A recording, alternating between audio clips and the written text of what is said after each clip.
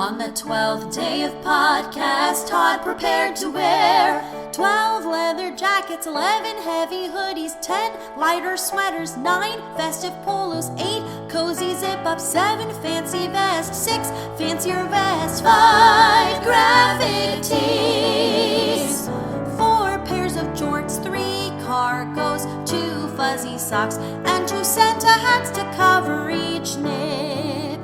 And 2 Santa hats to cover each nip. Thank you for tuning into Romancing the Pod. You had us at hello. I'm Paige Wesley.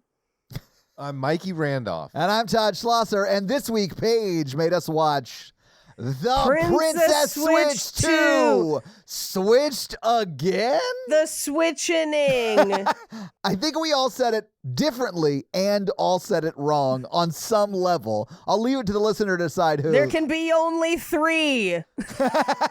Oh, I have a lot to say. God. Oh, I have a lot to say about Fiona Ocean as well, Mikey. This movie became like a heist in the middle of it. And terrible. But listen, yeah. I loved it. Okay, wait, who picked it? Paige has got to say it first. I picked it. Okay, Take control, Paige. Let's I am go. holding my tongue so much. I picked it because I picked the last one last year because we hadn't done it. And this is like the cornerstone of what I am now calling Netflix's MCU, their merry cinematic universe. Hell yeah. Is that any Netflix movie where someone gets married? Because that feels like a very low bar. No. I meant merry like MERRY, like Christmas. As in merry and bright. Merry and bright.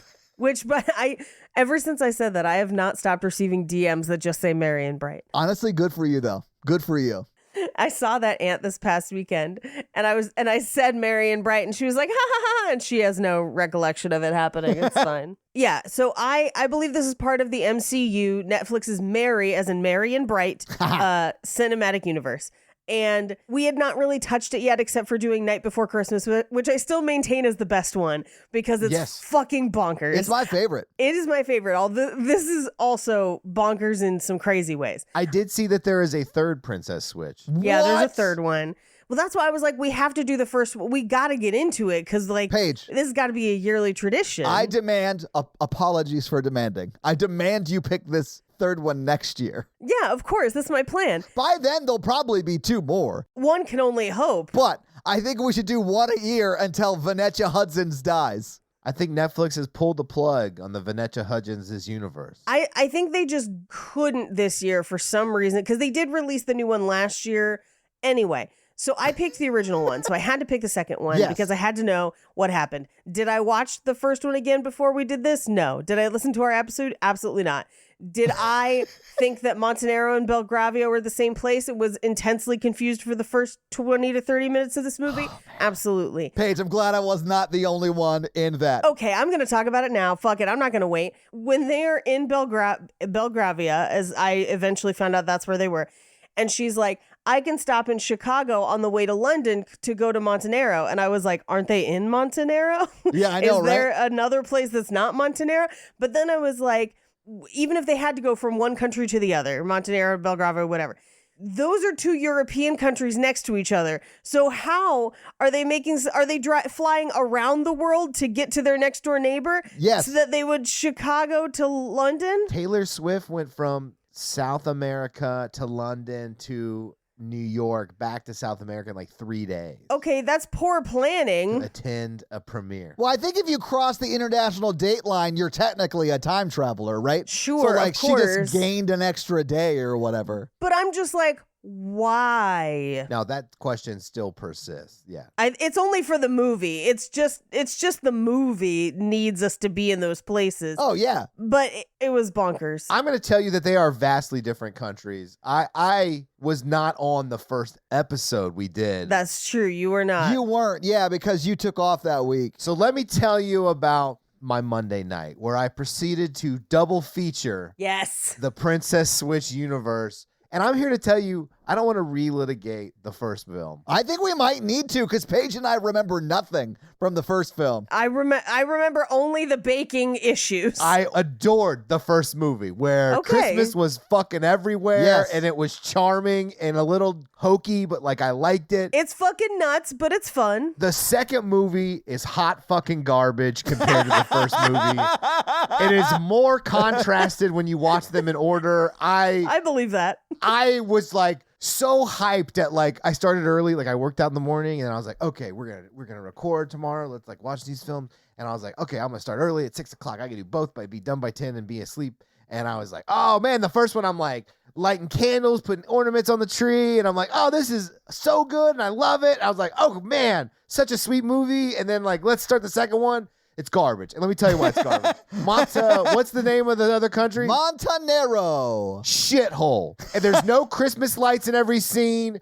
There's like barely any like money in the scenes. Like, I don't know. Like Money in the scenes? What do you mean? No, wait. Mikey. So Montenegro is where they go. Belgravia is where they start. But Belgravia is where they were in the first movie. Yeah. the first film, every scene had a lot of Christmas stuff in the background, did. which I loved. It was heavily decorated. This did too. This film did not. And I didn't like that. I didn't like it at all. It felt like this other country. It was like the Belgravia. It's like the Belgravy. It's like a second world Christmas. And then like Mata fuck up is like a shitty Christmas. It's like they don't even believe in Christmas. I love that your problems with this movie are not at all movie or script based. It is set dressing based. Oh. Mikey's like, fuck that second movie because they didn't have enough Christmas. I can't even get to the script where I was like, this movie is objectively 20 times more boring than the first movie, which was like a level 1 boring, which I like in a Christmas background film. Yes. This was like, I don't want to say obscenely boring, but like that's the word that comes to mind. Like, I hated it. That's so crazy because I loved it. I loved it from the repipe at the very beginning where it just like high levels the first movie for you. Yep. I loved it from that point all the way until if this movie had any balls, you would have seen Fiona's head on a spike outside the church she gets coordinated at. And we would have seen some fucking. Yeah. Well, that would have been if the movie actually had balls. But like, Right. I mean, like in like if it was like willing to take risks sense. Yeah, But for sure. I loved it. I thought this movie was wild trash, and it was everything I needed today. We need to normalize your partners being broken up with for pretending to be other people. Oh, like, identity theft is a crime. Yes, and it's not a victimless crime. They are totally emotionally manipulating and fucking with people's real lives here. Yeah. And then at the end, everybody's like, man, that was fun, right? I could not believe that they didn't have a scene where the prince like saw her with Kevin and thought she was cheating on him. Oh, I know. I thought they had set that up to happen and it did not happen. I was like, that would have been an actual movie. And they set the prince up like he's a bad guy for like wanting to spend time with her. And she's like, no, I'm just going to pretend to be someone else to fix my friend and his person who looks just like me because you're kind of like helicopter relationshiping me. I'm like, he wanted to like cuddle at night and that was his helicoptering that one. I was like, he didn't want to cuddle. Mikey, he wanted to fuck. Yeah, that he dude. did. Every line reading he has for the entire movie is basically just a coded version of you want to fuck. And also, I need you guys to remember, because it does come back in this movie and it was in the last movie, he does songs for the soundtrack. And Oh, I forgot about that. Oh my God. yes, one of them in this movie is sung as like a karaoke song, like later. I am so excited, Paige. Wow. Okay. I can't wait. Although I will say this, if this movie had any balls, Fiona would have fucked him after she switched places with with Stacy, right? Yes. this movie doesn't even need Fiona. It already had a villain with the other dude. I can't wait till the next one where I presume there's a fourth Vanessa Hudgens out there. Everyone's talking about how lizard people rule everybody, right? Everyone's talking about it. You guys have been on Reddit. But like, I do secretly think that there is some mastermind Vanessa Hudgens that is just cloning themselves into European like royalty. Like that's who you need to be worried about. Well, sign me. You know, she just got married Tuesday. In real life? In real life. Wait, to which prince? Genovia? I think he's a professional baseball player. Oh, an American prince. Mm. I I mean, clearly Taylor Swift and her football bow are eating up all of the like pop culture relationship space because I did not know anything about this. He tall. Of course, when Mikey broke that news, Paige Googled immediately. Of course. Well, I'm going to tell you, baseball is a boring sport and football is much more popular. So, I mean, it all checks out. Baseball is this movie of Christmas. 100%.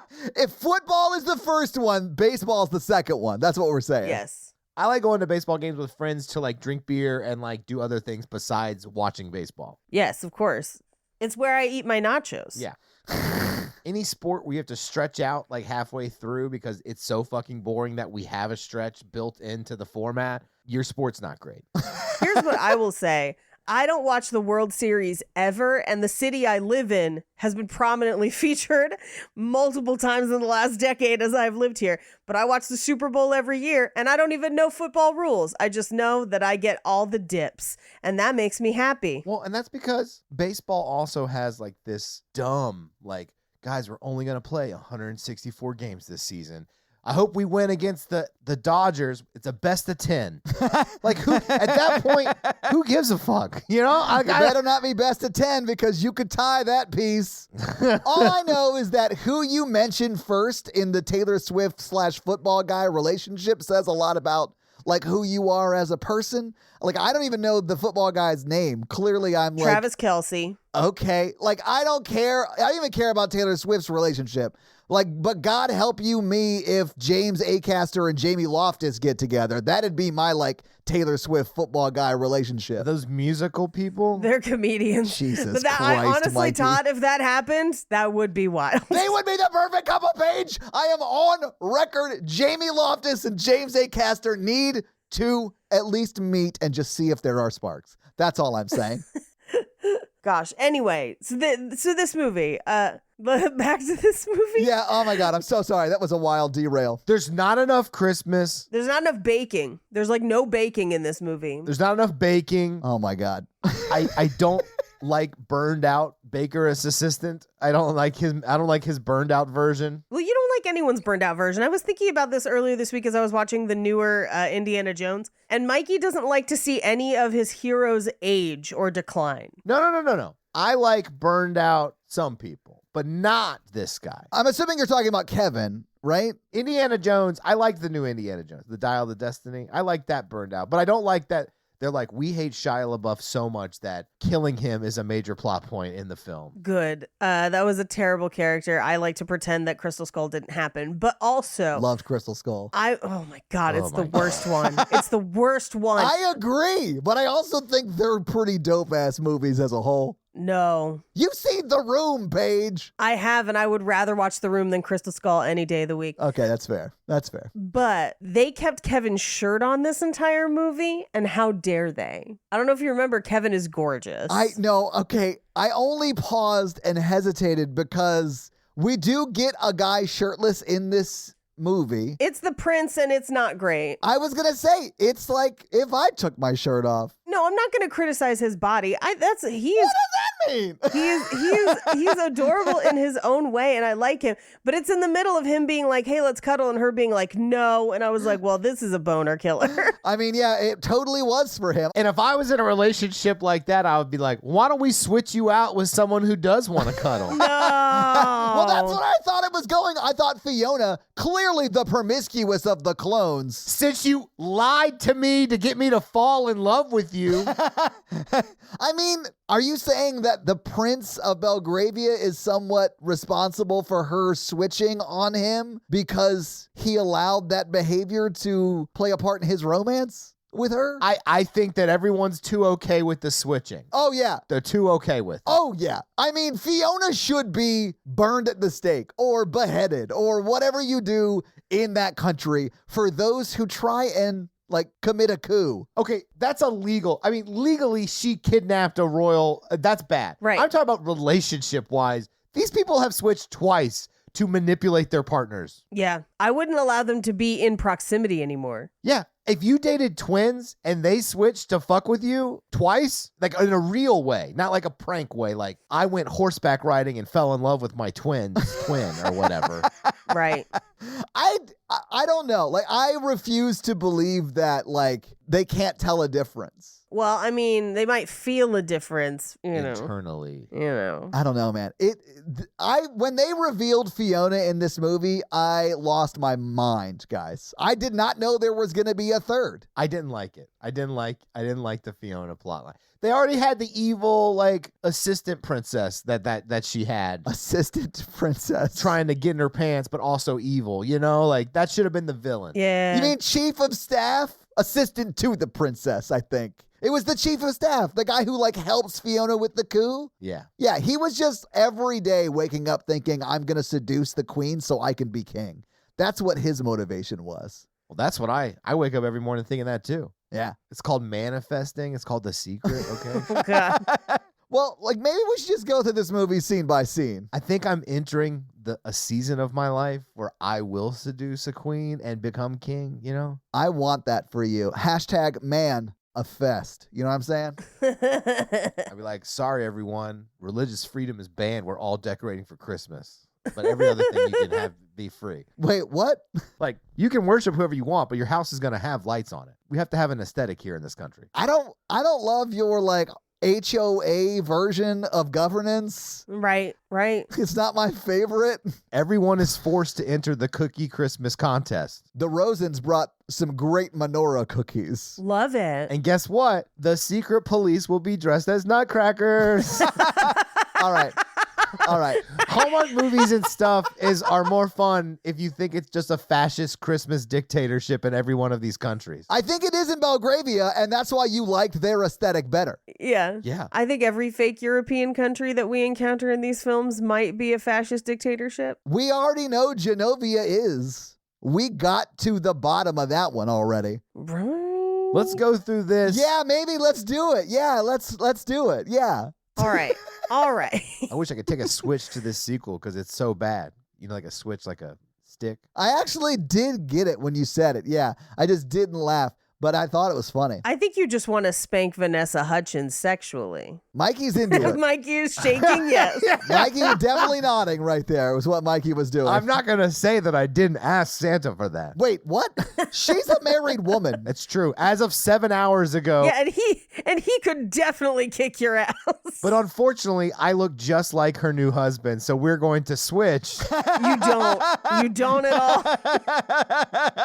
I just want to see Mikey like at bat in a professional baseball game pretending to be Vanessa Hudgens' husband. Whatever. You could strike out like 3 out of 4 times and still be a professional baseball player. It's Dude, a great batting average is like every third at bat you're getting a hit. Yeah. That means 66% of the time you are not doing your job. I fire people for much less.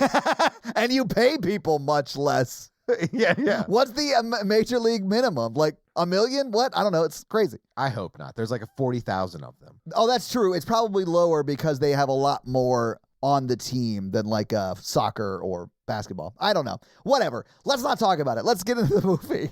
All right. So we open on animated credits with a voiceover explanation from Vanessa Hudgens about what happened in the last movie. Where it was like, just in case you forgot, cakes, princes, dicked down, we're back in. This is that solid repipe from the first movie. And she actually does explain a little bit about that happened after the movie. Like, yeah, except they pull a second Sherlock Holmes. They're like, remember that other main character? She's fucking dead and Sherlock's depressed again. Well, and they're like, the king is dead. I was like, which king? I don't even remember there being a king. And they never specify until later. Yeah. It is the king of Moldovia. What is it called? Belgravia. No, that's not the king that died. Montenegro. It's Montenegro. Thank you. It's the king of Montenegro that dies, and her cousin, who would have been next in line, abdicates. Right. Her cousin was like, no, I'm out. It's going to be a Montenegro no for me. Yeah, it's going to be a Montenegro. No, thank you. I do think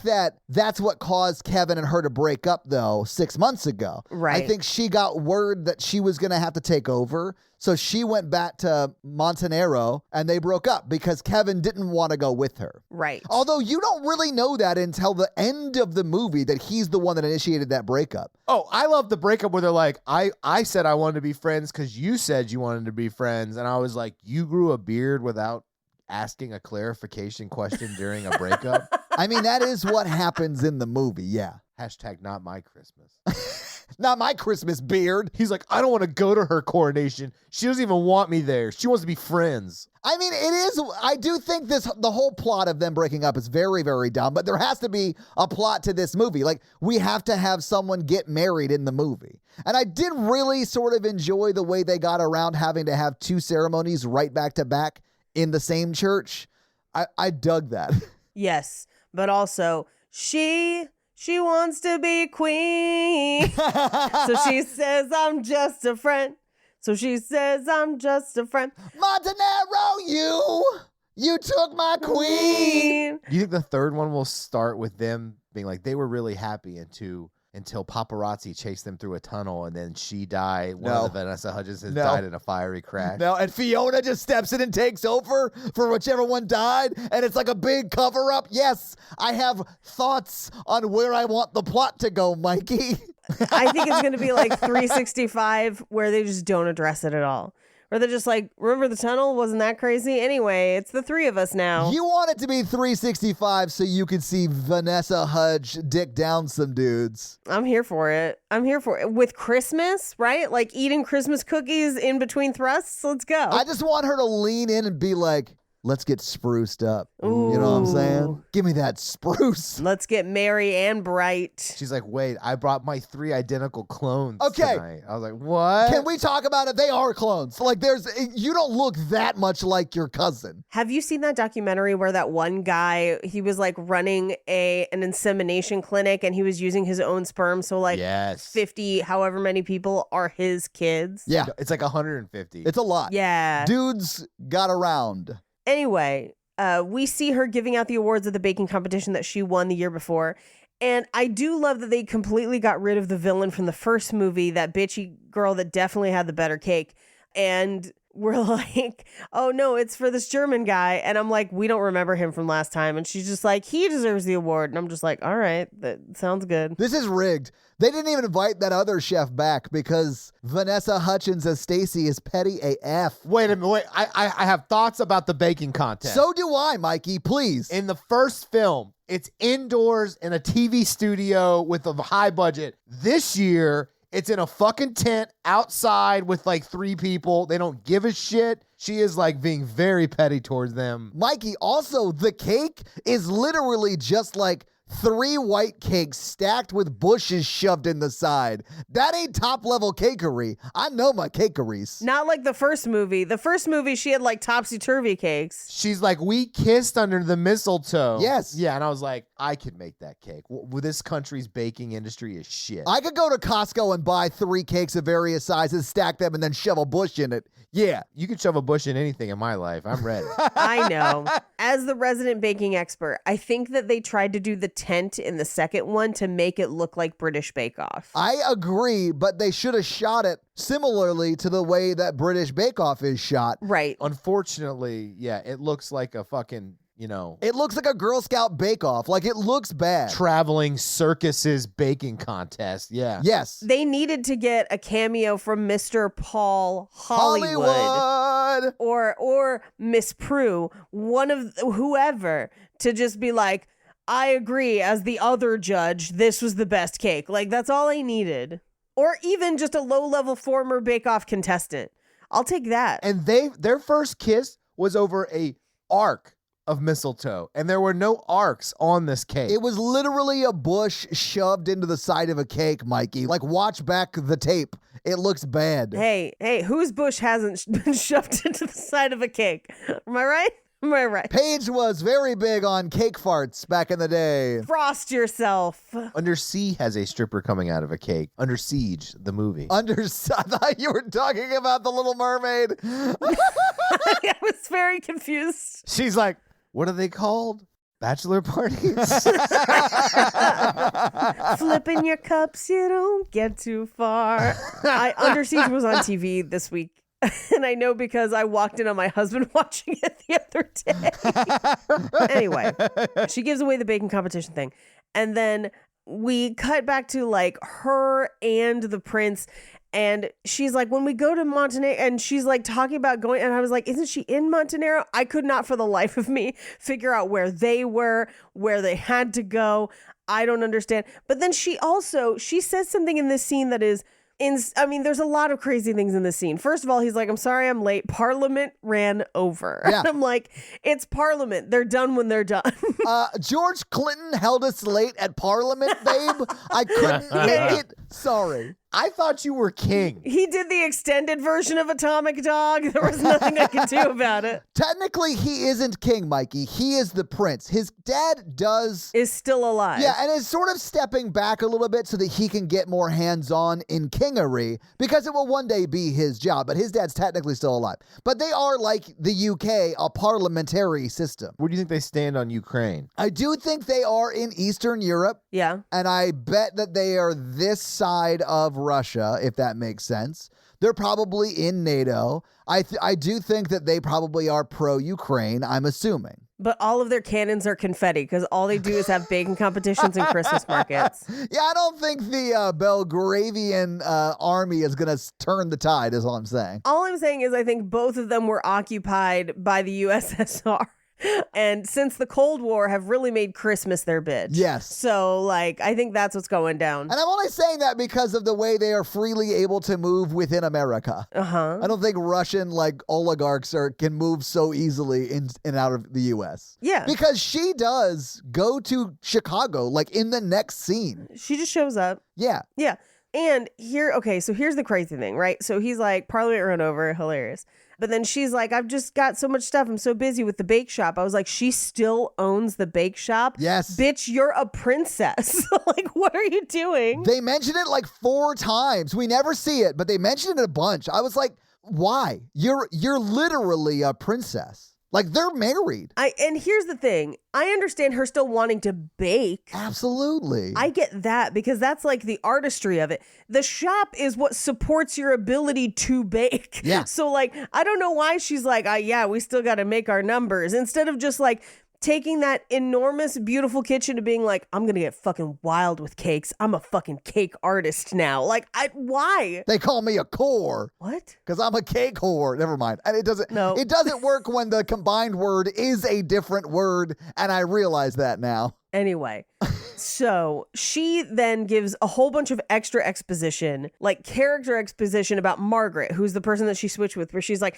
I'm just worried about her because she like didn't want to be queen. That was like the whole reason we switched. But now she like has to be queen because her dad fucking died. Gross. Like, it's just this. It's wild. And the whole time the prince is like, that's great. Can I get balls deep in that? Like, that's awesome. But like, can we have this conversation naked? Yeah, he's like, hey, hun, can we smish and smash? Yeah, like, Yeah. And like, she is just like firmly rebuffing his advances. I want to show you the Prince Albert. Yeah. And he even goes so far as like, you seem really stressed. I know something that could alleviate that stress. How do you feel about like, hey, I'm woohoo, like, and she's just like, I think I'm gonna fly to Chicago. And he's like, well, I can't go with you because like I have stuff to do. So maybe you could stay here. And she's like, you're right. I'll fly to Chicago alone. And I was like, that's not what he meant at all. I'll leave the first flight tomorrow morning. Yeah, he didn't mean that. She aggressively is avoiding her husband, yes. But this is where, and this drove me nuts, Chicago on the way to Montenegro. I was like, it's not on the way. No. Montenegro is very close to you. So what you're saying is you want to take an additional trip to Chicago, then to London, then to Montenegro within days? If they're not flying around the world, that is the deepest of V's as it comes to flight paths. Yes. Like, it would be almost exactly back because, like, Belgravia and Montenegro are close. Yeah, I think they're neighbors. I have an alternative theory about what's going on in this. She doesn't like him? She has a kink where she has to pretend to be other people. She never switched. Okay, so she actually is the soon-to-be queen of Montenegro. No. She's still Stacy. from Chicago, but Okay. but like, because she's rejecting his advances now because she's Right. like, this isn't exciting enough. I need to be me, pretending to be the queen, pretending to be me God damn it. to get this going. This is a Marx Brothers movie. Not even what Mikey is saying right now, but like this movie, because this is insane. Everything you just said is insane. And we haven't got to the third Vanessa Hudgens yet. Honestly, what Mikey is saying makes complete sense to me, and I prefer that reading of the film. As a woman of kinkery, I agree, is what Paige just said. Yes. Well, just the idea that she's only excited when she's switching. Listen, some people are true switches. They can be on either side of the ball. You know what I'm saying? Happy. Yeah. She's verse. What are you gonna do? And so, like, Oh, hell yeah. that's a hilarious possibility. Now we're just making jokes Mikey does not get. Mikey's like, what does the boring part of a song have to do with sex? So she goes to Chicago to the bakery and just shows up. And here's where I have one of my biggest problems with this movie. I mean, like, trust me, there are many other big problems, but this one is really big. No, but the fact that he knows it's Stacy from her Immediately. back. Paige, Immediately. I was furious. I was furious that he knew. He knew and she knew and the little girl. And I was like, and so even in my notes at this point in the movie, I was like, so we're establishing that they can recognize her on sight. Exactly. So why are they ever fooled? Although they are never fooled because they're in on the switch this time. Yeah, because they're all into the kink. They are, but like they've been fooled in the past, and he's fooled by the cousin Fiona. He is. Yeah. No, I'm not saying that he's not a big old dummy. Like the whole time I was thinking that. I was like, he can spot her from behind. Well, logic as well. Like, there's only two people that ask like that, and one just broke up with me, and one is my old friend. Right. Sure.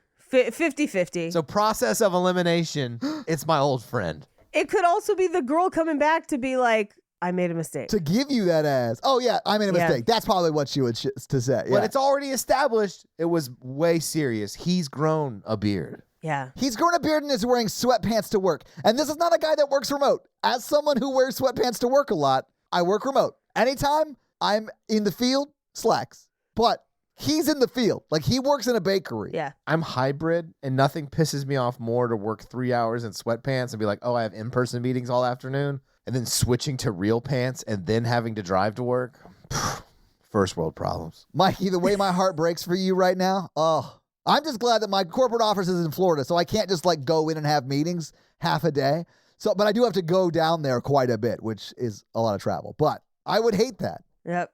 Anyway, first of all, he's committing child labor by having her work in that bakery. I'm pretty sure if my dad and mom are to be believed, you're allowed to make your child work as long as you can make them work. That's actually very much not true. There are limits to the types. Oh, no, I know it's not true. The types of industries and the hours. No, I know. She's not making iPhones over there. It's like cupcakes. It doesn't matter. It doesn't matter. No, they're not in Belgravia yet, Mikey. Yeah. Anyway, he does talk about adopting another cat, and they discuss having too many pets. Which, I'm not going to. We're not gonna go there. I'm gonna give you a pass today. Merry Christmas. Yes. Oh, that's why. Merry Christmas.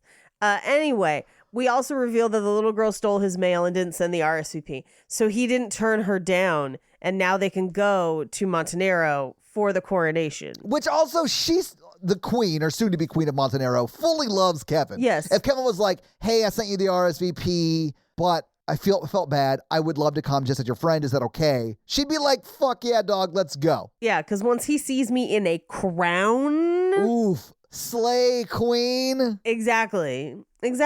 This is they go to Montenero, where we also run into Mrs. Donatelli, who I'm guessing at this point has not like had a relationship with Frank yet. There's something about how this. Wait, what? Okay. Frank, the driver guy in this movie? Yes, they're like together. What? In the night before Christmas, there's like an aside at like one of the inns or so. One of the movies we watched, there was like an inn and the Donatellis check in, and we had not seen any of these movies yet. So we were like, who are these people? What does this have to do? Who are the Donatellis?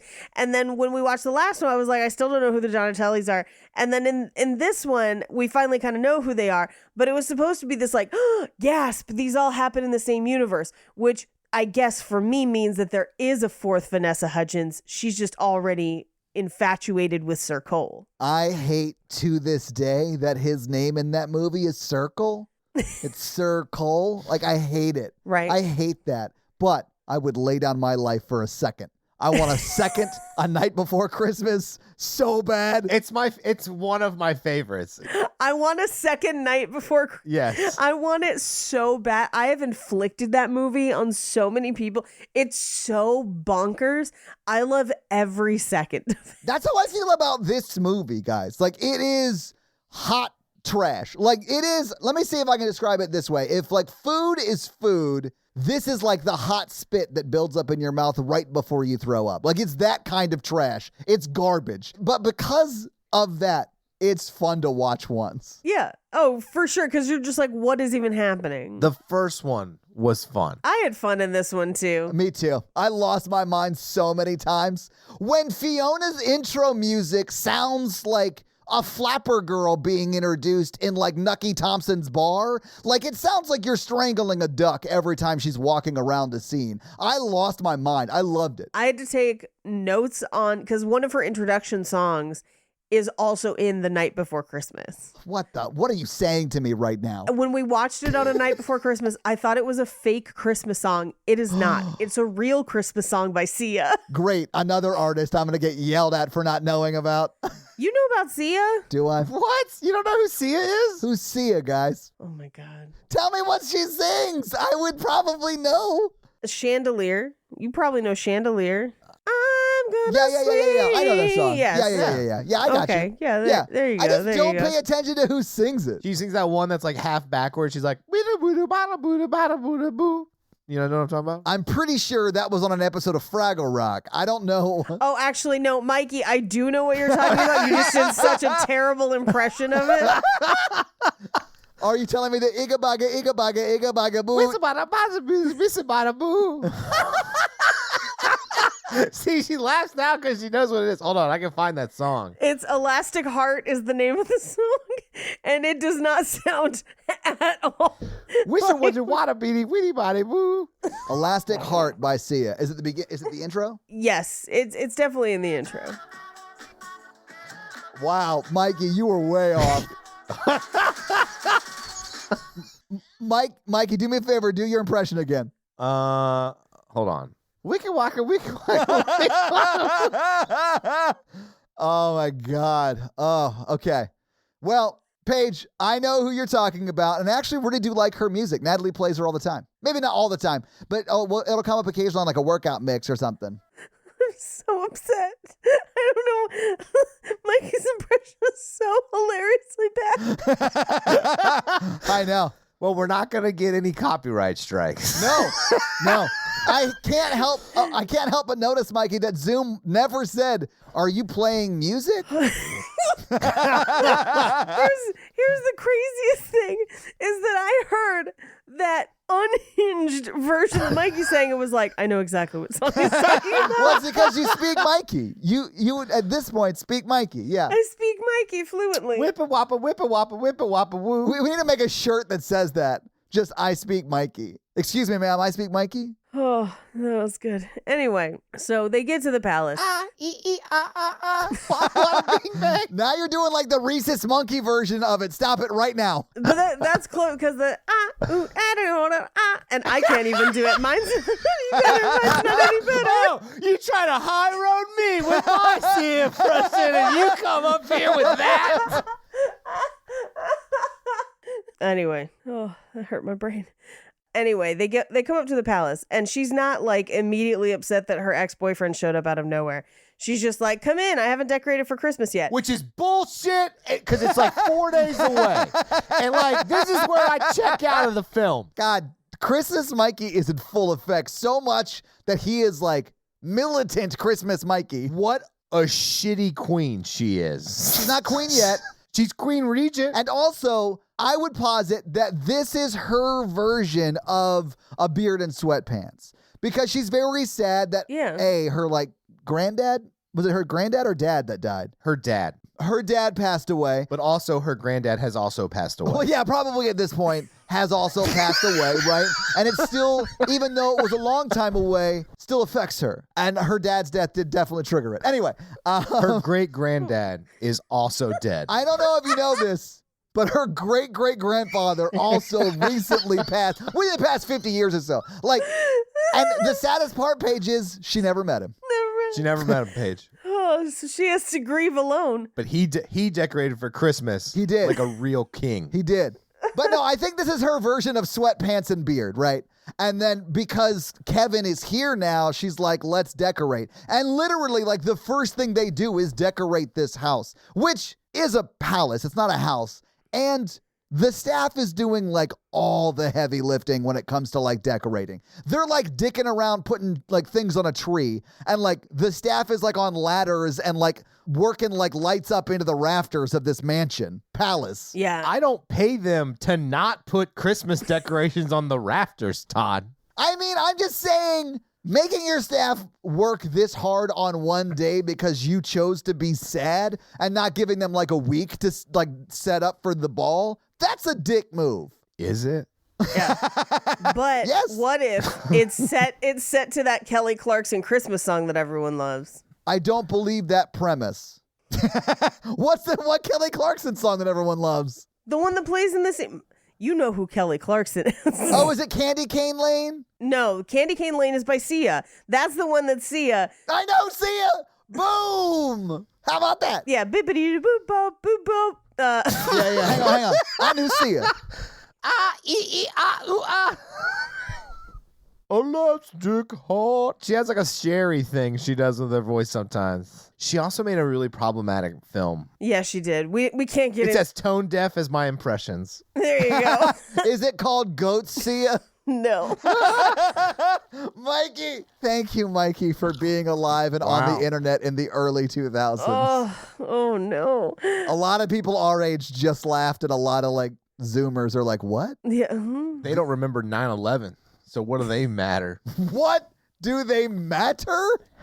Good Lord. That's real boomer energy. Boomers, they caused 9/11. We're in the middle. We're in the middle. As much as I hate boomers, I would never say they caused 9/11 because I'm not as brave as you, Mikey. Do you not think that their imperialistic policies of American leadership didn't cause 9/11 indirectly? Okay, but Pierce Brosnan is a boomer, so He killed his son in 9/11. he was in on it. Yeah, I honestly think Miss Doubtfire had it right. Yeah. We should have let him choke on that shrimp. Yeah, exactly. All I'm saying is Miss Doubtfire could have prevented 9/11. We got there. We got there. I wish more people choked on shrimp. My love life would feel much better. Oh God. I was not expecting that joke out of you, and that tickled me very sweetly. Thank you so much, Mikey. I appreciate it. Anyway, the Kelly Clarkson song is the like, you're here and Christmassy stuff. Sun is shining on the Christmassy stuff. Wreaths and lights and shit. All the Christmas stuff. I don't know the words, but that's how the song goes. Paige, clearly you know the words. Like, those were the words for sure. Yeah, you just sang the song. You sang it a lot better than Elastic Heart. And if Kelly Clarkson had the balls, she'd sing your version. Buying Christmas stuff in the store that sells it. Like the time Bob Dylan heard Jimi Hendrix' version of All Along the Watchtower and was like, yeah, that's better. I mean, can't argue, honestly. I mean, it definitely was. Anyway, so millions of dollars worth of lights, by the way. Like, it's a Disneyland level of lights Yes. on this castle. But they went to Costco, so it's like, okay. I love that, like, she made her staff, like, work all day. And Mikey's like, not enough. They're paid by the hour. What are they In Belgravian gold coins or whatever. Mordovia or wherever they are. Where are they? Yeah. Montenegro? Montenegro. Montenegro, thank you. They'll put those Christmas lights up if they don't want their families to go into the Christmas dungeon. Oh my God. She literally sends someone to the dungeon in this movie. We'll get to it. Which, that shouldn't exist in a constitutional monarchy or whatever, right? Like, they have a police force. I like to think it was a sex dungeon, and she was just like, that's the only open room where we can keep him until he can be questioned. You have to wait in my red room of pain until Yes. we decide what to do with you. Say it. Santa. Santa. Yeah, it's Santa. I'm going to beat your father's bowl full of jelly if you don't put these Christmas lights up. Okay. Paige and I were like sexual Santa's sex dungeon, and No. Mikey was like actual dungeon with Santa. No, I'm like I'm going to murder my staff's family in Christmas ways. That's why that verse joke slapped a little while ago, because it was so right. Oh, anyway, they decide to make some hot chocolate, and they kind of engineer it so that like Kevin and Margaret have to be alone, but she doesn't understand how to hot chocolate. In fact, it implies that she doesn't know what a fridge is. I think they were being sarcastic. Otherwise, I have concerns about her ability to run a country. Yeah, she's been working hard for the past 6 months, like studying to be queen, and has never been briefed on what a fridge is. Yeah, because she opens the oven and she's like, it's empty. And I was like, is this her making a joke? Maybe.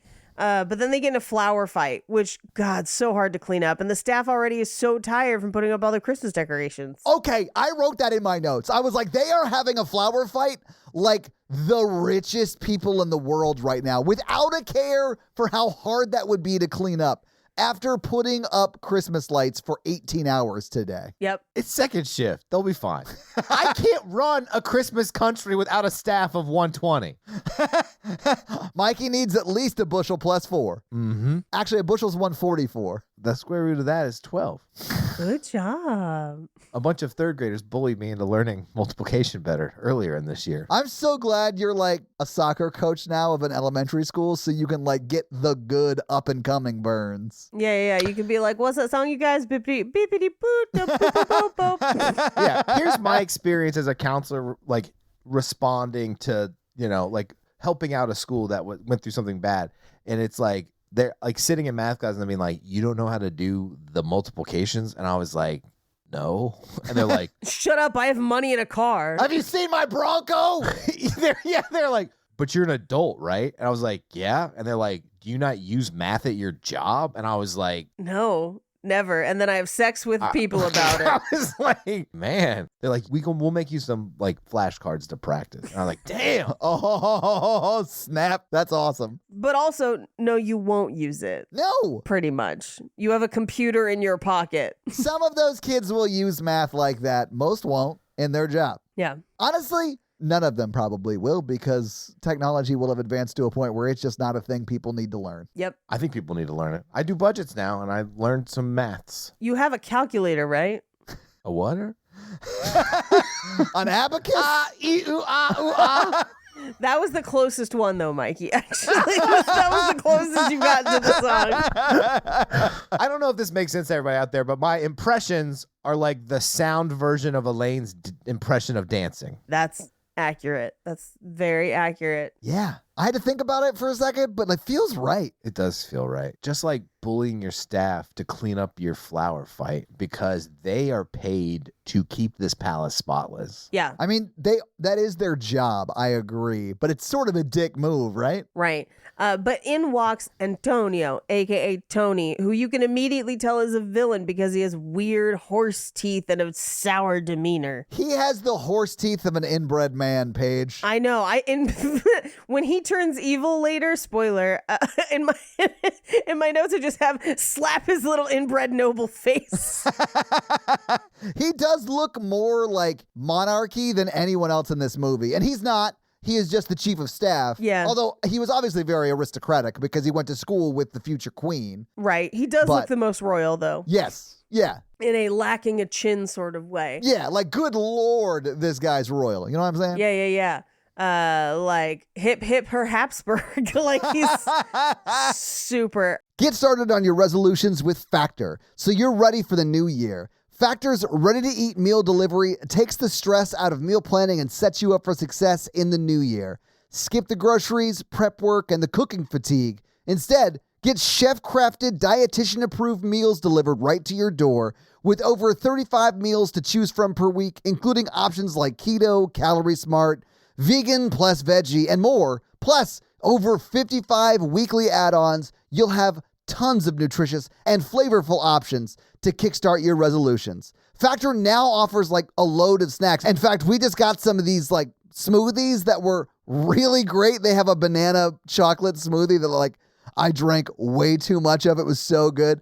And even better than that, when things get hectic, Factor's like flexible. So you can change up your order every week with plans from like 4 to like 18 meals per week. So you can like have a bunch of meals or just a few meals depending upon like how many times you need meals that week, right? So it's great. So head to factormeals.com/romancingthepod50 and use code romancingthepod50 to get 50% off. That's code romancingthepod50 at factormeals.com/romancingthepod50 to get 50% off. Anyway, so he basically is telling her schedule, and he's like, yeah, you got this cabinet meeting and this other meeting. And she's like, did you used to go to cabinet meetings with my dad? And he was like, no, but I thought you could use help. And she was like, all right. He actually says not all the time, which makes it seem like he did some of the time, although we have no confirmation over that or not. And he's a bad guy. So like he very well could just be lying. Yeah. And who should interrupt them but Stacy, Vanessa Hudgens' American character, who's just like, hey, it seems like you're about to gaze into the eyes of someone who's not my friend Kevin, and that would be a mistake. Right? Anyway, we cut to, they have like a Christmas ball the next night, and Kevin gets to dance with Lady Margaret, and Tony notices and is not happy about it. But while they're dancing, they seem to like still have a lot of chemistry. And so Stacy talks to her prince husband and is just like, how could people who look at each other like that not be in love? Like, they're definitely still in love. I wonder what happened between them. And then in walks another Vanessa Hudgens. Now it's 3. The worst. I lost my mind. It was amazing. And behind her always are like, what are the names of the eels from Little Mermaid? Flotsam and Jetsam. Yeah. So like they're like Flotsam and Jetsam behind her all the time. Except it's Mindy and Reggie. Right. And I love them because they are straight up vaudevillian characters. Like They are. Fiona, her storyline, and every character in that touches her storyline is like a vaudeville character, and I loved that about this movie. It makes it feel very Marx Brothers. Very, and Todd, this is a reference that only you will get.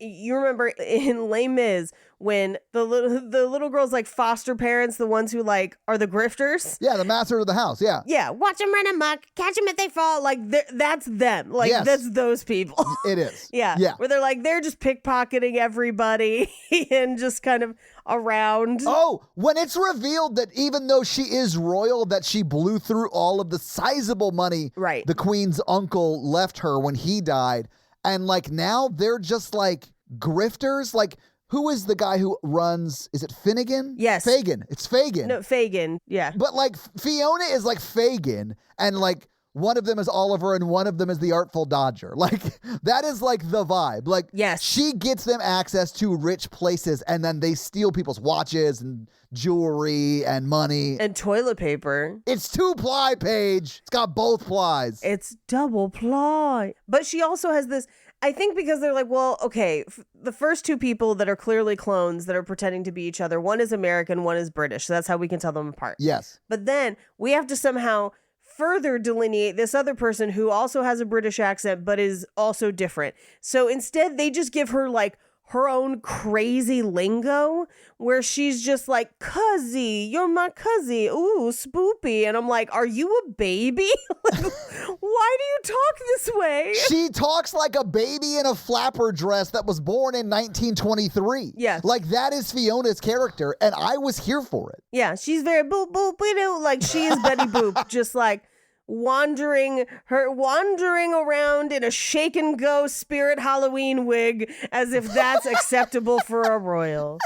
I hate her. I loved it, Mikey. She's who I want for you. Oh, I've been there already. That's a bad choice. Always is. But they're trying to steal enough to spend summer in Capri, and they have mostly stolen toilet paper and watches, but it's not enough money. They're known for their drink, the Capri Suns. I've actually been to Capri, and Capri is beautiful. They didn't have any Capri Suns, so I'm sorry. Last time I was in Capri, I saw the Capri Sun Quartet. They were great, man. Yeah. Really, really hard for them to like stick their straws into their instruments to play them. When you're out there, you got to see the Capri Sun rise. I prefer the Capri Sun set. I wish they sold Capri Sun in adult sizes. With vodka? No, just regular, just like a 20 ounce in a bottle. There's a bar here that like puts alcohol in Capri Suns and reseals them up, and then you can buy them. No, I'm good. I don't want that. I just want the juice from inside a Capri Sun packet, but more of it in a bottle that I don't have to puncture with a straw. I want Ecto Cooler to come back. I would drink Ecto Cooler 100%. I'd drink Fruitopia. Like, I drink a lot of the weird drinks of our youth that probably gave us all cancer. Can I tell you about a weird interaction I had today with someone who I actually sort of like at work? Yeah, sure. I had a Zoom call with somebody and I was drinking a Diet Dr. Pepper. And he was like, "You drink Diet Dr. Pepper?" And I was like, "Yeah, they're great." They're delicious. Like, I think he was trying to like make a joke. And I was like, they're fucking great. They slap. Yeah. And he was like, "I don't know, I just like regular Dr. Pepper." It's like, Okay. cool, I don't like drinking 270 calories for one can. I don't want to have that much sugar. But I really like this person at work. Like, they're a great person, but like I am also, I don't give a shit. I'm going to drink what I drink. You're not going to big dick me on my drink. And that goes for everyone who's like, Diet Coke is killing you. I was like, cool. I don't drink alcohol, smoke cigarettes, or do drugs. So this is going to be my thing. Yeah. And I need you to leave me alone. And also, spoiler, I know it doesn't taste like regular Coke. That's why I drink it. I particularly like the taste of Diet Coke. Same. Leave me alone. I would rather drink Diet Coke over regular Coke, not even factoring in calories. Yeah, 100. Same with Mountain Dew. Regular soda's too sweet for me. Agreed. Yeah, most of the time. Yeah, that's how I feel about it almost all the time. Oh, you like regular soda? What are you, 7? Or just Texan. Whenever we go see Jake's family, they drink like full sugar Coke and have for their entire lives. That's just their norm. And I am baffled. Yeah. I'm just like, I can't. It like coats your teeth. I don't drink my calories. I mean, I do. There are other ways that I definitely do and will, but this is just not one of them. Yeah. I need to save up for the amount of bread I want to eat. Anyway, let's cut back in here. This is gold. Like Sierra. No, Sierra is milkshake. See ya. My milkshake brings all the boys to the yard. First of all, that's Khalees, not Sierra. Sierra. Automatic. You're thinking of the Missy Elliott song, Lose Control. That is Sierra, but you referenced Milkshake, which is Khalees. Who dated Bill Murray recently. That is accurate. That is true. And also congratulations to Ashanti and Nelly on their upcoming child. Yes. Those were two big performers still. They are still big performers, Todd. I know who both of those people are. Now. One invented apple-bottom jeans, and one is a singer who sings in this movie. Invented apple-bottom jeans, and also nobody sang in this movie. And boots with the fur. You just That's said Flo Candy Rida. Cane Lane was fucking Sia, Paige. Flo Rida. He was at the same concert. They were all at the same concert. We were talking about Ashanti and Nelly and or Khalees and Sierra. Oh, I'm all over the place. You fucking loser. What do you drink, Dr. Pepper? Yeah. Diet Dr. Pepper. Anyway, so It's so good. she is going to go to lunch with Kevin so they can talk more about what happened with their relationship. But she gets interrupted by Tony because he's fucking evil. And he's like, "Oh, I've got an urgent matter that you have to attend to." And he pulls her inside. Is like, "The urgent matter is I want to give you this bracelet because I love you." He doesn't love her. He just wants to be king, Paige. You can tell. In my notes, I just have slap his flat nobleman teeth out of his mouth. I honestly think he might be wearing like teeth. Like, I think they might have done that on purpose. I don't know. His face might just look like that. Anyway, he says that she's the queen of his heart. And I'm like, never believe him. He wants your power. Run. He just went to Jared and is trying to pass it off as something cooler. Anyway, he's like, you should fucking dump Kevin because I know all about the kingdom stuff. And she's like, well, okay, I'll think about it. And I'm like, what the? Come on. I'd be like, fuck you, dude. I played Crusader Kings. I know what I'm doing. Yeah. I would love it, Mikey, as someone who loves Crusader Kings 3, like have 1,000 hours in that game. I would love it if like we get a shot of her like learning how to be a monarch and it is just her playing that game. Or Risk by herself and switching sides. It can't be that hard. I, especially in a monarchy that has a parliament that literally runs the country that you're the king or queen of, I'd imagine that if you wanted it to be, it could be a very easy job. Yeah. Anyway, Olivia, the little girl, overhears what's going on. So she runs to tell Stacy. And so Stacy's like, I've got a plan. So then they meet with Margaret and they're like, here's a plan. We switch. I pretend to be you so that you can go spend more time with Kevin and hash stuff out. Meanwhile, I'll go to the concert and not tell my husband about it so that he could definitely potentially catch me cheating. Anyway, let's go. The thing is, like, exactly what you said is exactly what I thought was going to happen and why they should have told her husband. Right. There's no reason to not have told the husband. Yeah, there is, other than to put him in the position to tell her how he feels without having to tell it to her face. Right. Healthy. Very healthy. Right, exactly. That's what I was trying to say. Like, he does need to say this to her face. And I like that, like, he does ultimately, although he thinks he's talking to the queen or future queen. Yeah. Anyway, so she kind of avoids him. She's like, I've got to go do Christmas baking. And he's seriously like, but can we fuck though? Like, at this point, I don't think he's trying to smash. I think he's trying to like just have some connecty time with her. Yeah. Because it does seem like she's been hardcore avoiding him. yeah. But we cut to Pembroke Estate where it's the cousin and her two henchmen. And this is where Reggie is singing Bring the Snow, which is the song that Sam Palladino, who plays the prince, did for the first movie that they are now like parodying in this movie. Oh my God. I love that. Anyway, at this point, the cousin is like, I have an idea because I need money. I'm going to pretend to be Margaret and switch places, transfer a bunch of money in my account, and then switch back, and then we go live on some island somewhere.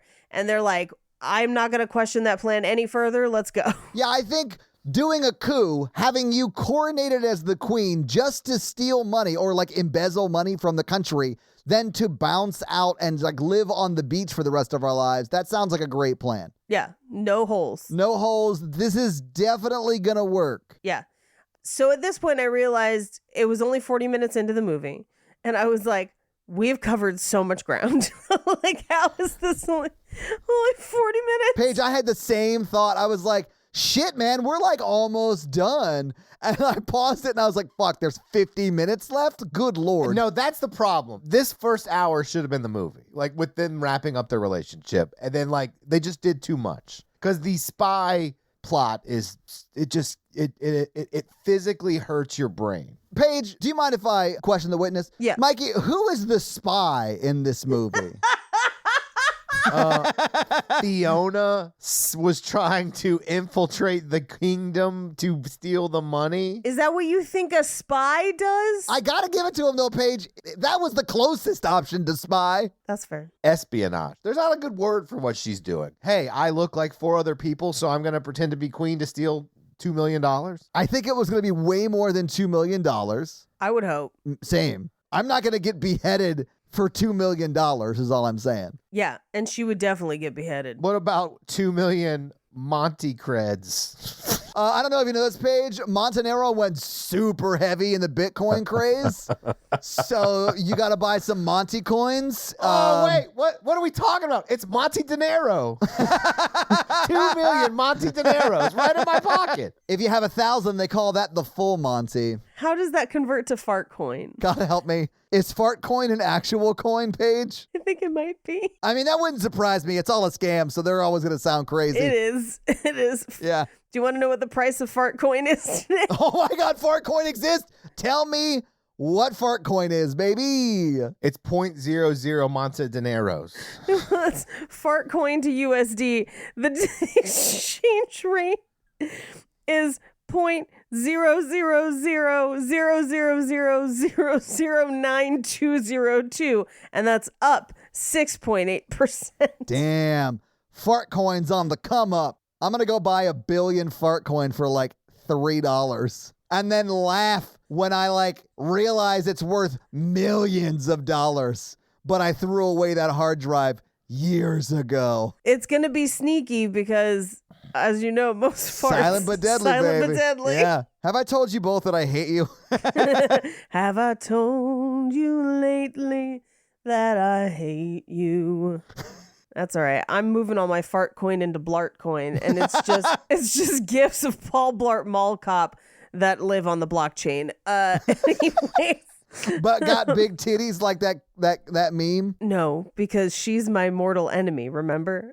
She's constantly trying to steal my husband. He does have a type. And that is Kevin James with fat natties. You know what I'm saying? We can't trust big titty Kevin James. Don't make a weird page. He's Santa Claus and Mrs. Claus somehow together. Okay. Each titty has a beard. Think about it.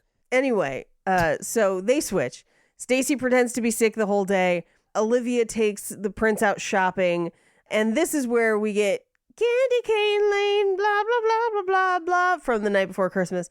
And they switch their rings and their phone cases, all of it. And she and Kevin go to an empty Christmas carnival that no one's even working at, while Olivia and the prince go shopping. And Stacy, pretending to be Margaret, goes to the Christmas concert, while also the cousin, because the cousin snuck in to see what her schedule would be the next day. Yeah. The cousin is going to the Christmas concert as well. That's where they're going to make the switch. Yeah. There you go. That took 20 minutes of movie. It took 20 seconds of talking. I know. And honestly, could have done without it in the movie, but whatever. Yeah. Well, anyway, the one thing that does happen is the prince talks to who he thinks is Margaret, but it turns out it's Stacy, and he's like, I really want my wife to be happy. I would do anything to keep her happy. And I'm worried that she's not happy because she seems too busy and she never wants to fuck. But he's like telling it to her.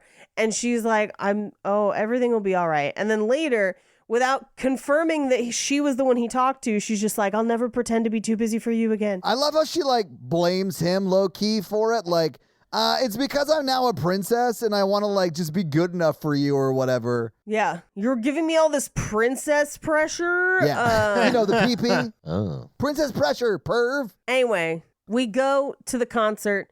It is a concert. The Christmas carnival is similarly a Christmas carnival. But it's not as Christmassy as a carnival can be. It's not. Right. Night Before Christmas, I think, is peak Christmas carnival. And honestly, we're better for it. That's why we need a sequel to a movie that actually cares about Christmas. Yeah. A Night Before Christmas. That cares about Christmas, but not internal set deck, where it's definitely the same house from different angles. Love it. That movie is perfect. Oh my God. I forgot to... I'll talk about it when it comes up. I just remembered something from my notes. Okay. I could bring it up now, but I want to bring it up when it's something that we're actually talking about. No, go for it. You go for it. Is it now or go for it later? Yeah, go for it. No, go wait for it. Wait, choose your fight or whatever. I don't know. Do what you want to do. Okay. There's multiple scenes in this movie where someone brings another character a sandwich. And I was hungry and it looked delicious. But I did notice, because it happened multiple times, they used the same fake sandwich, because I watched them bring a sandwich to one person. I was like, that looks fucking delicious. And they never eat it. It just like sits in the scene. But then later, when they have her captive at the Pembroke Estates, they bring her the same sandwich. I was like, that looks fucking, that's the same sandwich. And I had to like rewind it. And I was like, they're reusing fake sandwiches in this shit. Well, okay. Headcanon. You have a headcanon about the sandwiches? You don't threaten to murder and imprison someone's family unless they make you good sandwiches when you're on their staff. You know what I'm saying? No, I don't know what you're saying. I have no idea what you're talking about. Like, you work for the queen. This is her sandwich standards. She wants an elevated sandwich. Except only one of them was the Queen's sandwich. The other one was at a completely different place made by completely different people. Was it still in the country? No, one was in Belgravia, right? Well, it's at the other estates. It's still in No, because the first one is in Belgravia. The second one's in Montenero. Yeah, so these are two different chefs. That sandwich traveled from Belgravia to Chicago to London to Montenero. Wow. I won't even eat leftovers from the day before. That sandwich sounds like a real hero. God damn it, I gotta go. I'm leaving. We don't need another sandwich. Sorry. It's literally like the thickest slices of cheddar cheese and bacon on like toasted, almost like Paige, Texas toast. We get it. You were hungry when you watched this movie. I'm still hungry. I don't think I've ever seen anyone pay attention this much to a sandwich. It was weird that it kept showing up. Paige is like, sure, the scene's going on or whatever, but like, that sandwich dough.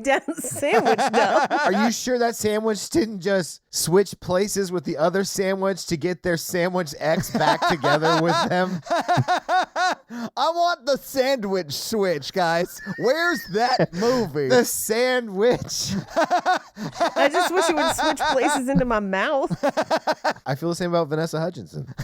First of all, it's just Hutchins. Nope. Anyone named Vanessa Hutchinson please teleport into Mikey's mouth post haste. Oh no, she's a tiny person. I feel like Godzilla. Because What is happening? I think what is happening is for some reason in my call for anyone named Vanessa Hutchinson to show up in Mikey's mouth, also that shrunk them down like their interspace or some shit.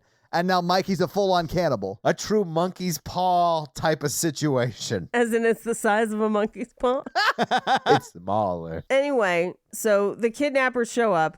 They spill a drink on her. They take her to the powder room. They just chloroform the shit out of her. Yes. And take her away. Yeah. And we probably should say that the person that they actually chloroform is Stacy, the American who was married to the Belgravian prince, future queen of Belgravia. But she is pretending to be the soon-to-be queen of Montenegro, and they think, the kidnappers, that they got the future queen of Montenegro. Right. Exactly. This movie plot's insane. I feel like Charlie from It's Always Sunny with his red, string around the board, trying to talk about Pepe Silvia. Who was Pedro? Or Pepe Silvia. Yeah. Yeah. Anyway, meanwhile, at the Christmas carnival, Kevin and Margaret hash it out, and he's like, I don't want to stop you from being queen. Be queen as much as you want to be queen. And she's like, I want to be queen, but I want you to be here. And he's like, all right, I'll live in a palace, sure. Why didn't you ask in the first place? And they kiss. Which is nuts, right? I thought that the reason they broke up was because he was like, hey, you have to go back and be queen. I don't want that for me in my life. That would be a very sad conversation. I think that's what they were trying to get at, but then he was just like, palace, though. I know. I think he got there and he was like, well, shit, I mean, You gotta make a good life for your daughter. Her mom is dead. but this palace is better than my house in Chicago. Yeah. Yeah. Da Bears or whatever, but The palace is better for sure. Da Palace. Yeah. I love Yeah. Chicago. For your daughter, give your daughter a good life. Yeah.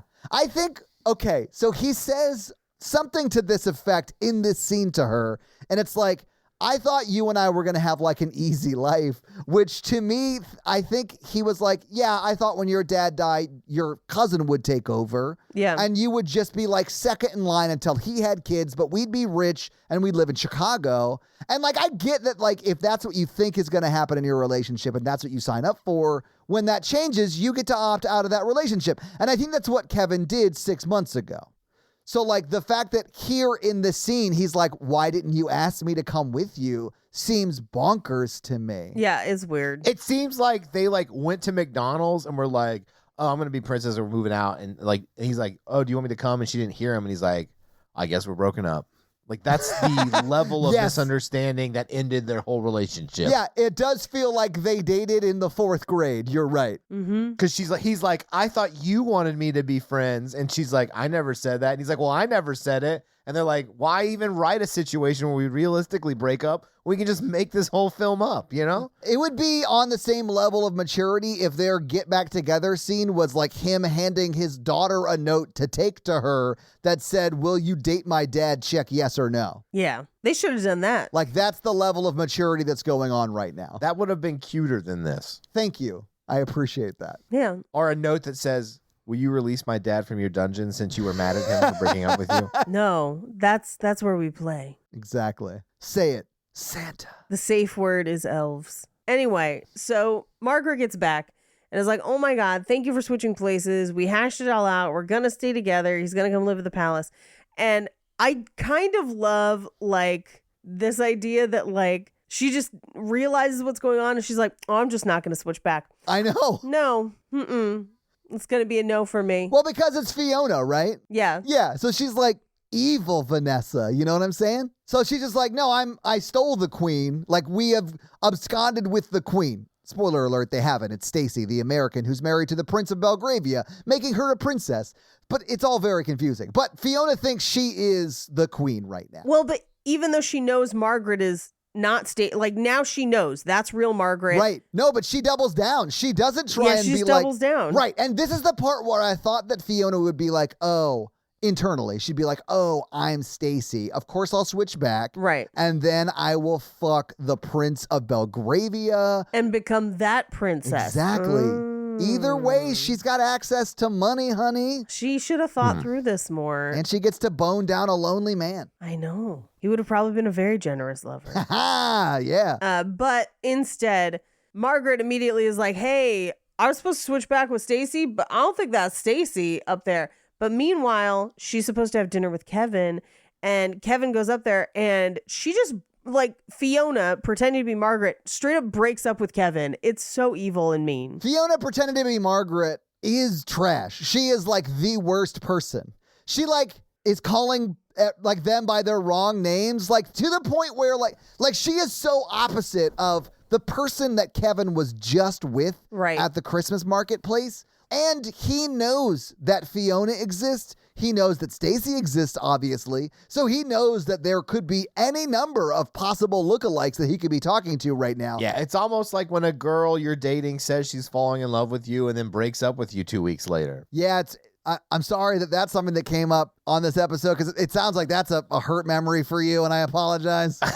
I'm just saying people change their minds. Yeah, that's all I'm saying. No, listen, it happens. But to change your mind that fucking quickly, like it's 2 hours after they were like, let's be together forever, and she's now talking in like a, maybe not a different accent, but it's more sultry. Like she is like a different person. Well, she got a new match on Bumble, so she was like trading up. That's what it is. She was like, I can do better than a Chicagan baker. I'm a queen.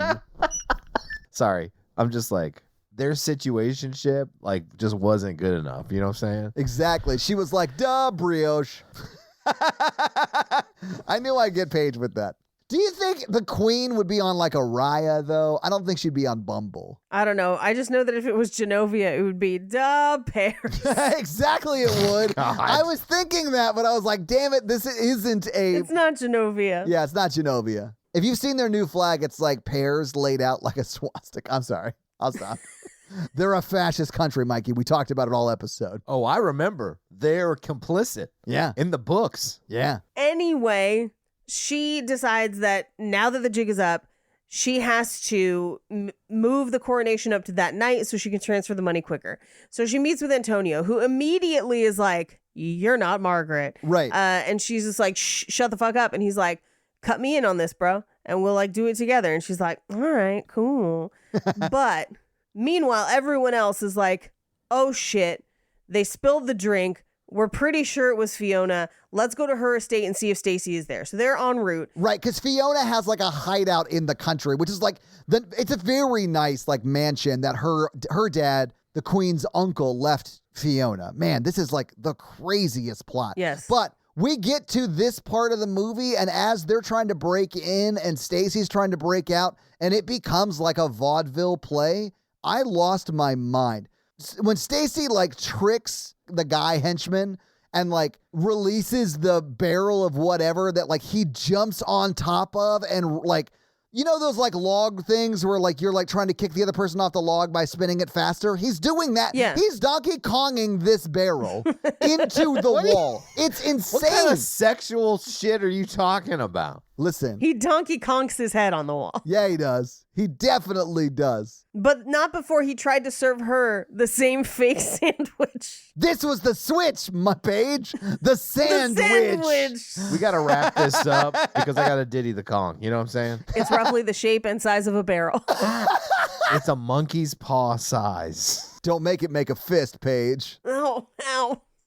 Anyway, they immediately are like, Stacy, you're all right, because no one can actually get hurt in this. But Frank like comes into fist fight. The prince ends up like punching Reggie, so he goes down. But then he starts to get back up, and Frank just like judo chops him in the neck. Yeah, Frank don't play. And Frank is like probably 55, and he's playing this like an adorable idiot. And I love that. Like, Frank is one of my favorite characters because either he was asked to by the director or he himself chose to make just insane choices with his character. Yeah, it's wild. I love it. I love everything about it. I love that he's part of the Tagliatelle family or whatever. Donatelli. Sure. Yeah, Michelangelo, Raphael, Donatelli. Yeah, my favorite Teenage Mutant Ninja Turtle was Tagliatelle. He's my favorite. Yeah. It's really good with cream sauces. Anyway, It really is. It slaps. I love it. I'm not even joking. We cut to the cathedral where she's like, I want to be coronated now. I want an Oompa Loompa now. Because it is Fiona, and she realizes like she has to move with the plan because they're hot on her trail or whatever. So she's like, if I get coordinated now, I can immediately embezzle millions of dollars because no one's going to be like, hang on a tick. And Look, she's not Moriarty over here. She definitely is not. Well, realistically, Tony is the one that has guided her through how she's going to embezzle that money. She did not think that far ahead. That's true. It happens in that scene, right? Or right before that scene. Yeah. We see Tony and her like cahoot it up, you know? Yes, in cahoots.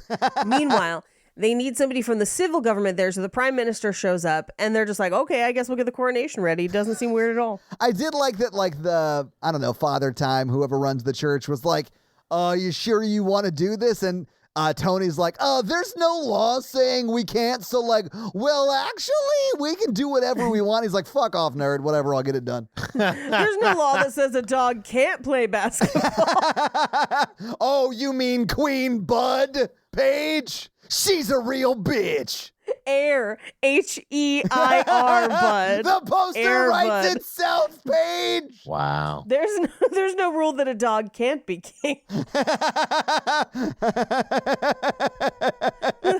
Holy shit, the fact that this movie was not made in 1987 shocks me. I'm just picturing it. Only if Charles Grogan is in it. It's not Grogan. There's no way it's Grogan. Unless it takes place on Tatooine. No, it's Grogan. Chad Grogan is actually, or Charles Grogan is the right name. He actually got it right this time. But like the second I said Air Bud, there's no reason a dog can't be king. I just pictured a movie where somehow a ruler left their kingdom to their dog. And I just pictured how that would play out. And it's great. We should make it. I demand someone in the Facebook group make a Air, like H-E-I-R, Bud poster with, instead of a basketball, it's got a crown on a dog's head and it says, there's no law saying a dog can't be king, under it in a different but distinctive font. Oh, jeez.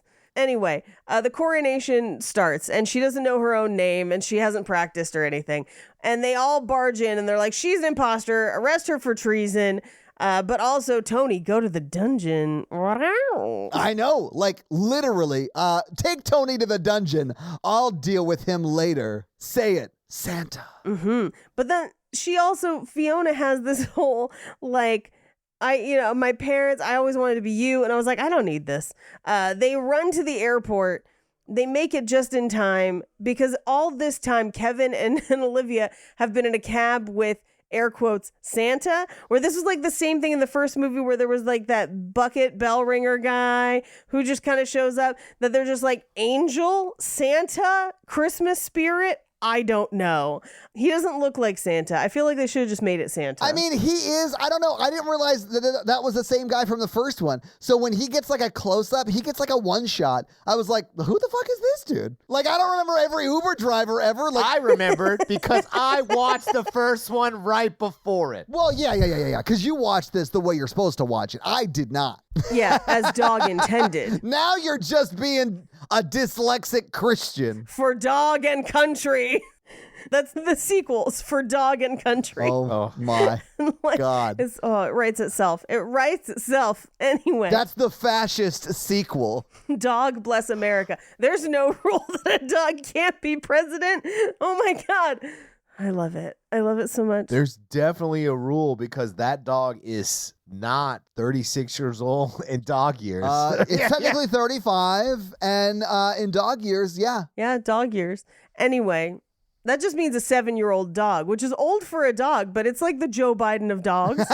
Joe Biden of dogs. This bitch rules. And it's like the dog is queen. There's no reason a dog can't write herstory.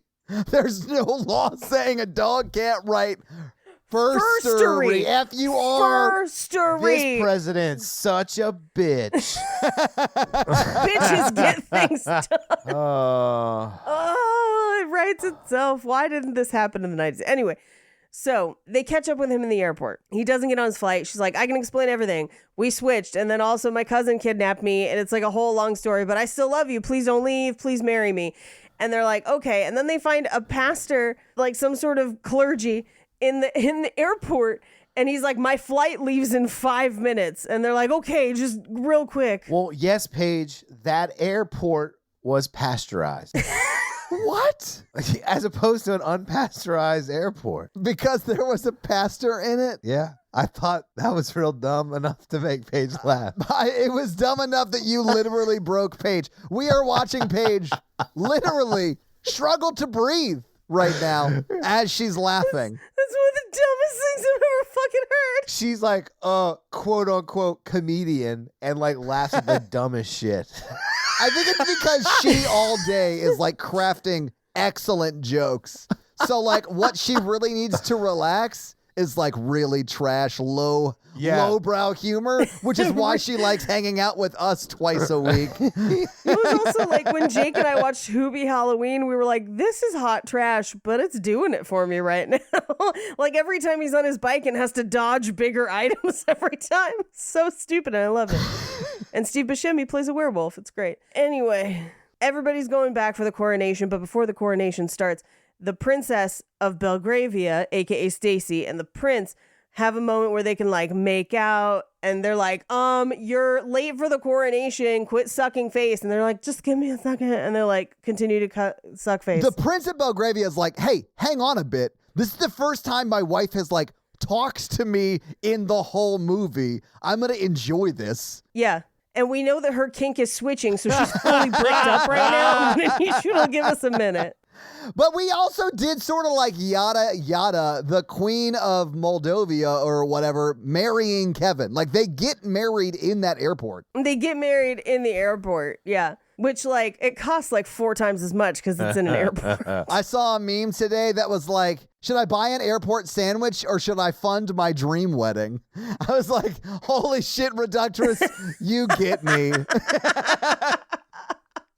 Should I buy an airport sandwich or should I retire at 65? I know, She right? actually wasn't queen when she was at this airport because it was duty free. So she's not really married, right? Is what you're saying? Yeah. Loophole. Oh, good night. Anyway, she gets coronated And that's the movie. So having seen the movie, having talked about the movie, what did you guys think about The Princess Switched again? Well, it's only going up here with movies 3 and 4. I hope this is the low point of the series. Oh, I do think this is worse than the original. It is worse in such a fun way for me. I would watch this next Christmas because it is like there's like an Ocean's 8 level subplot in this movie that is just like if it was Ocean's 8 on vaudeville. It's so funny to me. One, Ocean's 8 is objectively the worst Ocean's movie.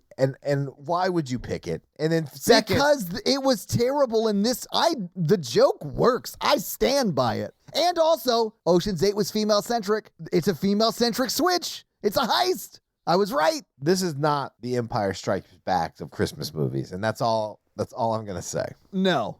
We did not find out who their clone father was yet, though. I think they're holding that reveal for the third movie. What's the third one titled? Okay, I'm so glad you asked this. Go for it. So the third one is called The Princess Switch 3, Romancing the Star. Can I read the description? Paige, I have it too, but please, yes, Paige, read it. Queen Margaret and Princess Stacy enlist the help of cousin Fiona to recover the priceless Star of Peace, a sacred relic from the Vatican for the Montenero Christmas Festival. Mikey, it is a Romancing the Stone spoof in the Princess Switch universe. I cannot wait a year for this. But also, this is the one that crosses over with the Christmas Prince universe, which is another trilogy that Netflix has. Hell yeah. Where they go to Aldova, which is a different country, a different fake country. How many vaguely Eastern Europeans will Netflix create for their money machine? But also, so the connection to The Night Before Christmas. So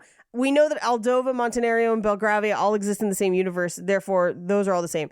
But in The Night Before Christmas, Madison, who is Vanessa Hudgens' sister, played by Emmanuel Cherokee, she mentions a trip to Aldovia, which sets up a fourth princess switch potentially because Amber and Richard, which are the Christmas prince, have a relationship with Montenero, and Madison has Aldovia, so they're all in the same universe, which means that Brooke is somehow potentially related to Margaret, Stacy, and Fiona. So there are 4 Vanessa Hudginsons.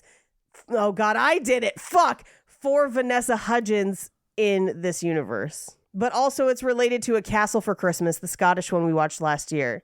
This is the one where the Donatellis show up. The Tagliatelle? Yes, the castle one. Yeah. Yeah. If we don't get an Avengers Endgame movie out of this, like these series of movies coming together where Prince Kevin snaps at the end and saves everyone's life, I'm going to lose my mind. Yeah, Falala forever. Falala dead. But yeah, so to answer your question, Mikey, that's what the third movie is. Oh, that sounds wonderful. I can't wait. I can't fucking wait. Honestly, Paige, same. But do you have any fun facts for us? Very few. Well, hit us with your fun facts. Y'all Christmas few fun facts. Did you know that Vanessa Hudgens plays all 3 of these characters? That is listed here. Yeah, these fun facts are a little slim because one of them also says this is a sequel to The Princess Switch. That's one of the fun facts? Yeah. I wrote it. I do know that they replaced the actress who played Olivia just because it had been 2 years since the first movie. So this is 2018 is the first one. Then 2019 is Night Before Christmas. Then 2020 is this one. And then the third one began shooting in 2021. It came out last year, which means if we're on track, then the next one should come out next year, I think. God willing. Great. God willing. I already told you about Sam Palladino co-writing and singing the tracks that get played. Yeah, there's really not much else. Okay. There you go. I can't wait for the next one. Me either. But, Paige, thank you for those fun facts. Even though they were few, I appreciated them. Let's talk a little bit about box office. Now, of course, this is a Netflix movie, so there aren't really, like, numbers to speak of. But I did find a budget. Do you guys want to guess what the budget for this movie was in 2020? I'm going to say 5 million Montoneros. Okay, so 5 million Montcoin. I'm going to go with 14 million Blart coin. I am sad to report that this movie was $10 million. That makes sense for the amount of Christmas decorations and palaces and people and weirdness. Yeah. If you adjust for inflation, that's almost $12 million today. It's $11.8 million today. But that is your box office. Like, I don't have anything else because it was released straight to Netflix. But man, I love these movies. Like these Netflix Christmas trash movies. I'm here for it. But so do you guys think they're still together? We probably should take each couple separately, right? Like I do think Stacy and the king of, or I guess Prince of Bolero, what's the name of the country? Belgravia. Belgravia. I think they're still together. Sure. I hope that Kevin and Margaret are still together. And then do you think Fiona is still with her henchman? No. Well, first off, her henchman, she was not dating her henchman. But do you think she still employs them? I mean, yes, I do think she still employs them. I think the last Princess Switch movie, the Princess Switch 3, I think that's the one where we get a love interest for Fiona. I'm not even joking. That checks out. That would be like Fiona has to get married at the end of the next one. Yeah. To a prince. Yes. After they find the star of... The heart of Domkaya or whatever. Yeah. The Gahooligan, yeah. Beep-a-doop-a-bo-bo-bo. Yeah. It's never not funny. Well, now that that's settled, Mikey, do you want to hit him with that romance scale? Do we? It's a 1 for me, dog. It's Yeah, a scale I mean, of 1 to 10. it is. It's not really applicable here No. because it's just not happening. If this movie had balls and it was more like 365, like, and Fiona killed the queen, like that kind of balls, like it would have been a good hot movie. But no. Okay, It's a I 1. want a mix between a Christmas movie and 365 where Santa locks a woman at the North Pole for a year, Christmas to Christmas, to make her fall in love with him. It's called Ho Ho Ho's.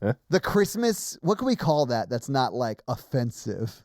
the Christmas switch. Anyway, so Paige, what are you going to give it on a scale of 1 to 1? 1. Yeah.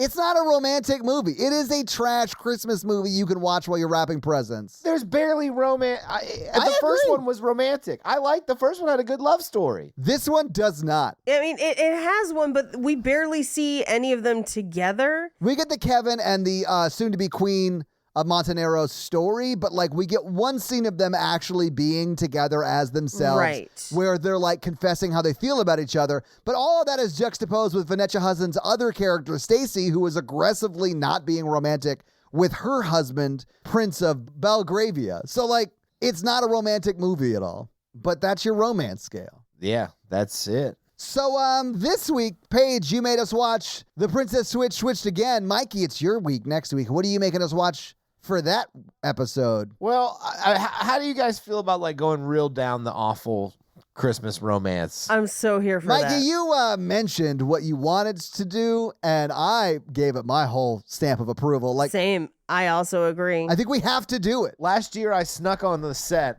of a Christmas movie, and that movie's called Santa Bootcamp. Produced by Melissa Joan Hart, right? Yes. Like, she directed it. Yeah. And I'm in the final climactic scene. Well, yeah, we probably should reveal that Mikey and Melissa Joan Hart are close personal friends, and she asked him to be there Yeah, friend of the pod. for that final shot. Yeah. So he snuck onto the set. And it stars the lady who was the main character in the original West Side Story. Not the main character. She was the sister, Rita Moreno. But how dare they not call it Christmas Explains It All? Well, because Melissa Joan Hart's not in it. Oh, never mind then. Yeah, she just directed it. Yeah. Oh. But yeah, Rita Moreno. Oscar winner Rita Moreno, isn't it? I know. And she's amazing at West Side Story. And honestly, everything she's in. And I think it's a Lifetime movie. I don't know. The synopsis is hired by a shopping mall magnate, Ed something, to host a Christmas gala for his biggest investors. Emily heads to Santa Bootcamp to find the perfect Santa and the inspiration she'll need to make the evening a success. Emily starred in The Walking Dead. And then there's a comedic character who also was a real actor at some point as well. I mean, a lot of these people are real actors. Like, technically, all of them got paid to be there. Therefore, they are real actors. Yeah, the only person who's not a real actor is the person who snuck on set to be in the final shot of the movie. Yeah. I'm a real actor. Do you know how much I had to act to get on set? I had to act like I was meant to be there so hard all night to get in that last shot. Well, your homework for next week is to see Mikey in the final shot of Santa Bootcamp as I think Santa in a convertible flies overhead. No, don't give it away. Sorry. I apologize. But yeah, so your homework is to watch Santa Bootcamp. Enjoy it. Mikey, do you have a review for us to read? I was too excited to talk about my starring I get role. Starring. That's saying much. Well, while you're looking one up, let me read a Spotify comment that was left under our Family Man episode that came out last week. This one from Milano. It says, Mikey says he's a 2 in gay bars, but he's a 10 for me. Insert heart emoji here. Signed, a gay. My new personal quest is to compliment Mikey until Todd reads one out. Boom. So there you go, Milanu. I just read it out. I appreciate that, man. I appreciate that. I went to a Lady Gaga themed party in Cincinnati. Still felt like a 2. It's because the abs are out on full display, Mikey. Yeah, there's a lot of abs out there. And I'm just like, wow, good for them. Yeah, absolutely good for them. Anyway, Mikey, do you have a review for us to read? Let's go with Tyne Stroka. What does Tyne Stroka have to say? Tay-Tay is the name of the review. Ooh, Tay-Tay all day. Tay-Tay in the wind. Tay-Tay in the wind. Oh my God, a Nell reference? I'm with you. That was just for us. I've never seen that movie, but I know exactly what you're talking about because anytime someone makes a Nell reference, Mikey loses his mind. Yeah. My family fucking rented that movie and we watched it from Blockbuster when I was a small child. And I was like, this is a weird movie. Back then, I knew that this movie was weird. It's Liam Neeson, right? I think it's somebody like that. And Jodie Foster as Jodie Nell. Foster's Nell. I know that. I do remember as a child, she flashes her boobies in that. Jeez. Yeah, it is Liam Neeson, because when he starts to like speak Nell's language, that's when I lose my mind.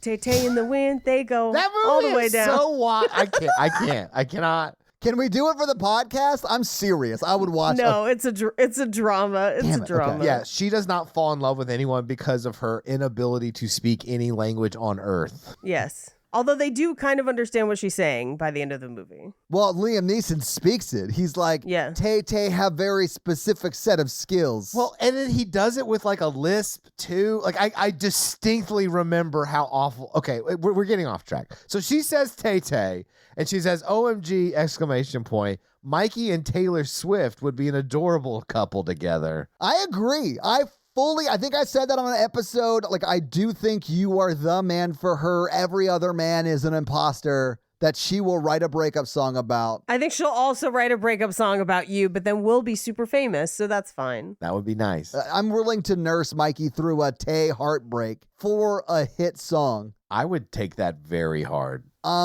Yeah, you would, Mikey. If Taylor Swift shined her light on you for like a month and then was like, you know what? I think he can do better, so I'm going to self-sabotage this relationship and walk away, but Mikey will forever be the one that got away in my mind. Yeah. In like 5 years, she's going to be scrolling your Instagram and see you with your wife and your kid. Single tear from Tay-Tay. Taylor Swift liked my post again. Get out of here. Get out of here, Taylor. I can see you seeing my stories. My wife told me that you're looking at her stories. She sees the blue check mark. You keep coming up in her people you may know, Taylor. Yeah. We know why. Get over it. But they also say, great podcast. Keep it up. 5 stars. That's it. Oh, well, thank you so much for that awesome 5-star review. And if you want to have Mikey read your 5-star review or me read your 5-star comment, leave us a 5-star review or comment on Spotify, and we'll do that. So, yeah, guys, if you like this power throuple that we have here on this podcast, make sure to check out our other podcast, The Horror Virgin, and that is the only other podcast that Mikey and I are on, but Paige gets around, and she is on 2 other podcasts, Black Card Rehab and Cult Podcast. So guys, definitely check out those because they're amazing. If you want to follow us on social, we are at Romancing the Pod Show. Yes. On Instagram, and we are at something else on Twitter who I just have never taken the time to learn It's just Romancing Pod Show because they have a character limit and it's show SHO like Showtime. So guys, check that out as well. And if you want to follow us all individually, Paige is at Rampage Wesley everywhere, including TikTok, except for Twitter, where she is at Paige Wesley. Mikey is at mrandolph24, and I am at Todd J. Awesome everywhere. And guys, we got a P.O. box. So if you want to send us some love letters or whatever you might send to a P.O. box, it's actually not a P.O. box. It's like a regular street address. It's pretty awesome. It's 6688 Nolensville Road, number 108-34, Brentwood, Tennessee, 37027. So send us some stuff. Yeah. And that's going to be it for us, you guys. I'm Paige. I'm Mikey. And I'm Todd. And you complete us. To completion. Tay-tay in the wind. Grab my monkey's paw. Mikey bad. Mikey hurt gorilla. Mikey grabbed paw. Mikey domestic violence. No, not a Congo, no. Crossover. We'll see you next week.